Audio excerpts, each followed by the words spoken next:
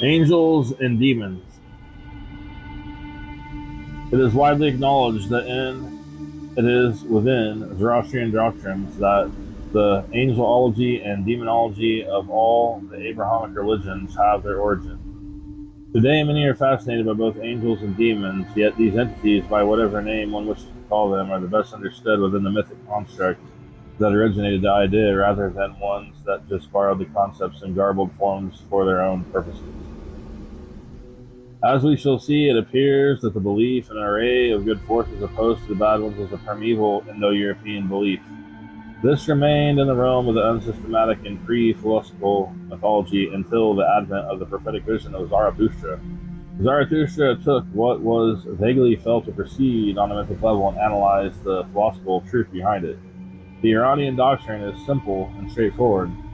It might even be considered logical because it is rooted in the rational system. Ahura Mazda has a set of Hamkaran, that is, co-workers, who are the Amensa Smenta, the holy mortals, and who are direct emanations of the deity. These are 7 in number. Beyond these are the Yazatas, those worthy of worship. All of these together form an array of major forces of the side of good. They are pardigams of mechanisms by which the good is made manifest in the cosmos. In later terminology, these are equated with the Western term angels.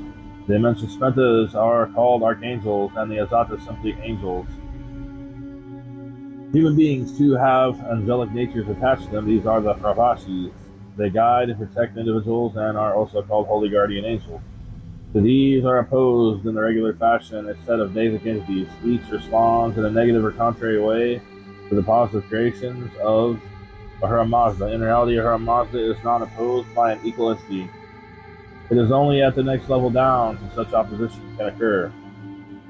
The Greeks had a pre-existing system or set of ideas surrounding the divine entities attached to the gods and men. One of these is called a daemon, from which our word demon is derived. As we shall see in the beginning, this was not at all a negative being.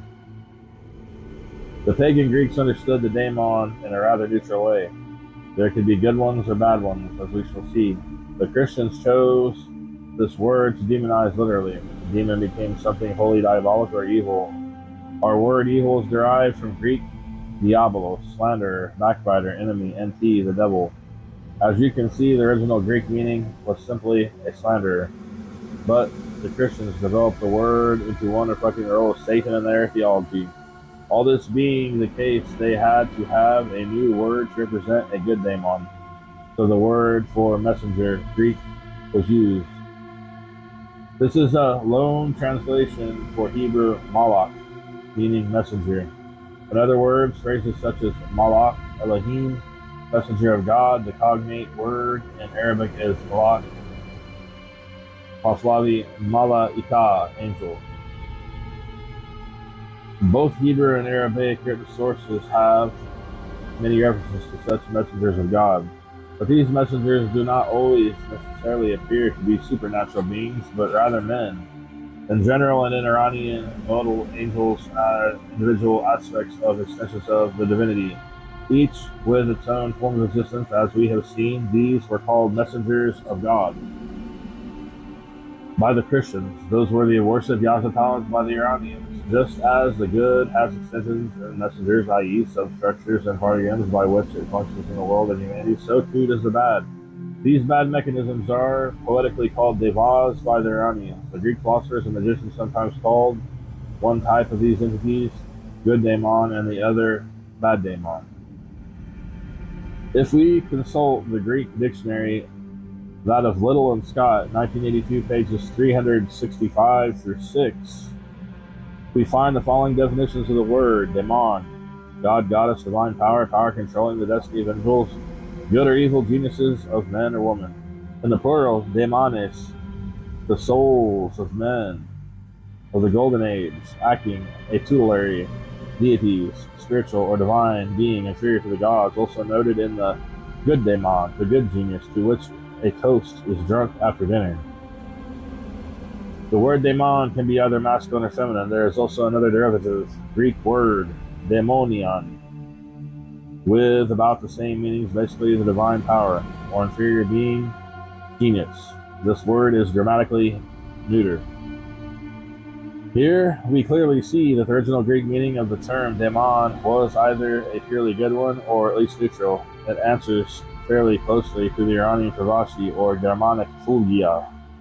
Only in Christian terminology is it saddled with a negative connotation. The Christians brought in a Greek word for messenger for the good daemon. Often some people seem put off by the Muslim identification and characterization of the devas as evil entities. Some try to invoke a non-dualistic viewpoint and refer to Hindu thought. The fact is that the Hindus as well did the same thing. They demonized some asuras, ahuras, and made the devas, the good entities. The point is, both realize that there is a division of partogamic activity in the cosmos, one beneficial and good, the other detrimental and bad. The same thing is found in other good European systems, e.g. in the Germanic world. We find gods, whether Aesir and Vanir, and evil entities called Thursar. There too, the world is seen as a battleground between the forces of good and evil, between life and death, between the beneficial and conscious opposed to the detrimental and non-conscious. The thing that distinguishes and identifies the Mafia system is that it is so aware, systematic, and philosophy-based that it is impossible to squirm out of the consequences intellectually. The truth about angels is they are positive and beneficial mechanisms, partigams, or constructs of thought, word, or deed, which influence sentient beings towards the good. They are great in number and power. The prevailing operative mechanism of the cosmos is guided by such angels or yazatas. The Muslim worships them by performing rituals made up of good thoughts, good words, and actions which support the continuing and evolving effects of these constructs.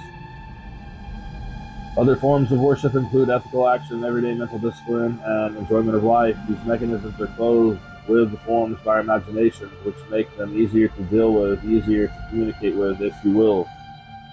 The truth about devas is this: they are negative and detrimental mechanisms, partigams or constructs of thought, word, or deed, which influence sentient beings towards the bad. They are few in number and low in power. The prevailing operative mechanism of the cosmos is guided by such devas or yazatas.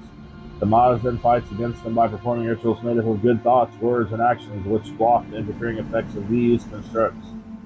Their effects are also thwarted by ethical action and everyday mental discipline and enjoyment of life. These mechanisms are given forms by our imaginations, which make them easier to identify, name, and defeat.